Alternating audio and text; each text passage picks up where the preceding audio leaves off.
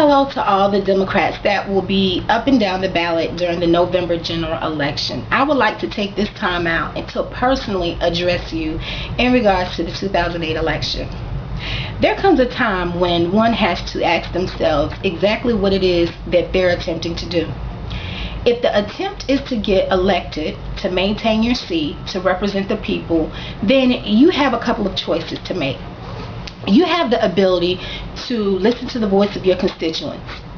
Now, money may buy you a primary, and it might buy you a lot of ads during the general election, but when you need votes to elect you, there comes a problem in the scenario of if you haven't done your job, if you haven't spoke up, if you haven't stepped out, if you haven't basically stated that we the people and not you or I, using it in the terms of basically stating not thinking of yourselves but those who elect you.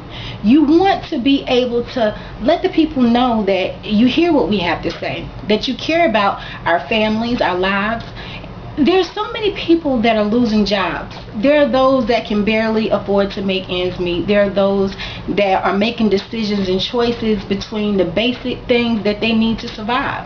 When you're struggling on a day-to-day basis, you would like to think that the person that you elected to represent you have deemed it necessary to do their job. In an old form of politics, people were getting positions, getting elected based on party designation and party affiliation. But this new form of politics that has came about is based on the job that you do and the job that you intend to do. Now, we haven't seen too many examples of this. I've heard it being referred to as being in some form of stage of grief. This isn't grief, it's reality. And the reality is that the days of handing people positions and jobs based on party affiliation, those are days gone by. We're living in a new world where you have so many things that are happening that are affecting the people, between people losing their homes, losing their jobs, can't afford basic universal health care. These are things that are important to your constituents. And if you ignore those things, if you don't have any form of say-so or choose not to address it, you're not going to be able to maintain your position. I've sent emails and letters to many of the elected officials up and down the ballot. I've been ignored. Now, I understand that you might get emails daily, constantly, phone calls, and it's one of those things where it's probably a defense mechanism to not respond to a lot of them. But at some point, you're going to have to step outside of the box. You're going to have to take that step forward. Now, it's too late. It's too late in the game to all of a sudden want to listen to the voices of your constituents. We went through a primary where we seen many faulty things. We had a lot of those that deemed it necessary to not step up, to not speak out when we witnessed a lot of things. Your silence was telling. Your silence was agreement. And now we're in a position where as we come closer to the convention, as we come closer to the general election, there are a lot of choices that are being made. You have those that will write Senator Clinton's name in. You have those that will just probably stay home, and you have those that will represent Senator McCain. And you have that choice to make. You want to be able to maintain your seat.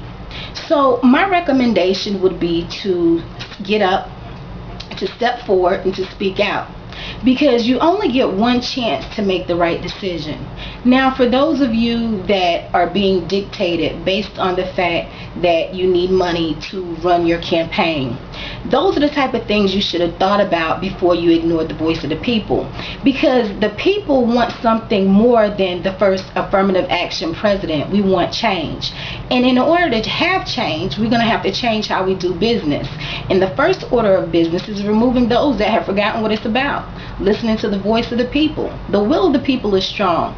We're not living in a time where we have the ability to make choices based on race, demographics, gender. Those are things that should have never played a part in the primary, and it shouldn't play a part in the general election. There are a lot of questions out there that would need to be answered, and they're not being answered. And if we intend to put someone in the White House that's going to be ready on day one, we need all the information available to make informed decisions. And when we're not given that information, when we're not able to have those things to be able to make the right choices, that's when people normally go wrong. It has been my hope that as the weeks pass and the upcoming months, that the Democratic Party will realize that there's something more important than money. There's something more important than your position. There's so many things that are important to so many people, and now is the time for us to make choices and decisions that will probably affect many of you. The days of just being able to say party affiliation is a reason to maintain a majority, those days are out the door. We have a Democratic majority. How many of you can basically state exactly what it is our Democratic majority has done for the Democratic Party?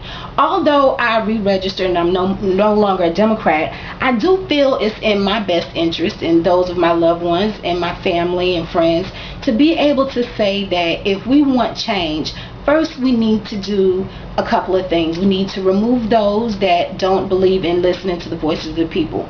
We need to stop giving people jobs and positions based on party affiliation. We need to realize that there are some things that's more important than businesses and money.